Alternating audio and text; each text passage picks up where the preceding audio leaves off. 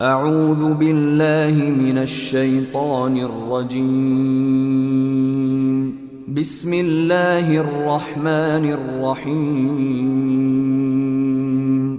রহমান রহিম আল্লাহ তাআলার নামে শুরু করছি।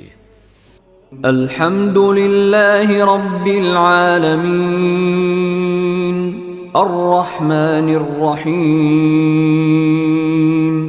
مالك يوم الدين সমস্ত প্রশংসা আল্লাহ তাআলার জন্য।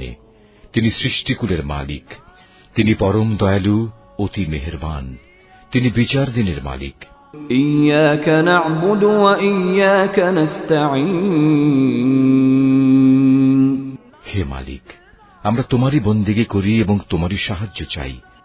اهدنا الصراط المستقيم صراط الذين أنعمت عليهم غير المغضوب عليهم ولا الضالين